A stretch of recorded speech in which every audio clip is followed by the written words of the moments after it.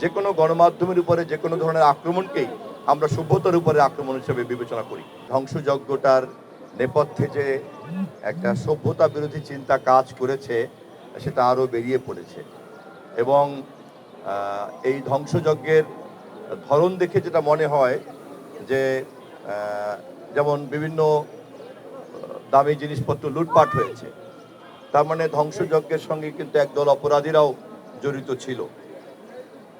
মাননীয় স্বরাষ্ট্রমন্ত্রী নিজেও দেখে গিয়েছেন, দেখার পরে আমি শুনেছি যে মন্তব্য করেছেন যাতে যথাযথভাবে তদন্ত হয় এবং এই ধরনের অপশক্তি যাতে সমাজে প্রশ্রয় না পায়, রাষ্ট্র এবং সরকার এ বিষয়ে গভীরভাবে সচেতন থাকবে এবং বিভিন্ন পদক্ষেপ গ্রহণ করবে। একটা জিনিস কিন্তু প্রমাণিত, এই ঘটনা যখন ঘটেছে তখন কিন্তু ব্যালটের কোনো সরকার ছিল না বা জনগণের ম্যান্ডেট প্রাপ্ত কোনো সরকার ছিল না। ফলে সেই পরিস্থিতি আর জনগণের ম্যান্ডেট প্রাপ্ত সরকারের অধীনে বাংলাদেশ পরিচালিত হওয়ার পরিস্থিতি, দুই পরিস্থিতির মধ্যে একটা অনেক বড় পার্থক্য আছে। এবং জনগণের কাছে জনাব তারেক রহমানের সরকার যখন ভোট চেয়েছে তখন কিন্তু যে প্রতিশ্রুতির বিনিময়ে আমরা ম্যান্ডেট পেয়েছি, ভোট পেয়েছি, তার মধ্যে এটাও একটা প্রতিশ্রুতি যে আমরা প্রতিহিংসামূলক একটা বাংলাদেশ গড়ব।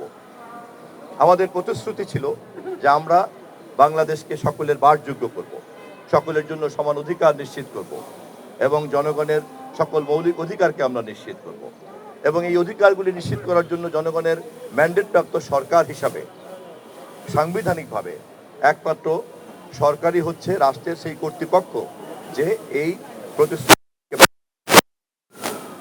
ফলে অন্য কোনো কর্তৃপক্ষ, অন্য কোনো শক্তি, অন্য কোনো অপশক্তি সমাজে কোনো দাপট প্রভাব দেখাক, তা কোনোভাবেই কাম্য নয় এবং অতীতে যা ঘটেছে তাকে অবশ্যই তদন্তের আওতায় আনতে হবে এবং এটা পরিষ্কারভাবে আমাদের সরকার বোঝে কোনো অপরাধ তামাদি হতে পারে না।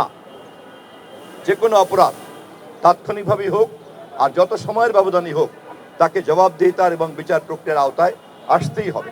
তথ্যমন্ত্রী হিসাবে আমরা আমাদের তৎপরতা ইতিমধ্যেই শুরু করেছি। আমরা আপনাদের সহযোগিতা চাই এবং যে কোনো গণমাধ্যমের উপরে যে কোনো ধরনের আক্রমণকেই আমরা সভ্যতার উপরে আক্রমণ হিসেবে বিবেচনা করি। এলো খবরের কাগজ, নিখাত, নির্ভীক, নিরপেক্ষ।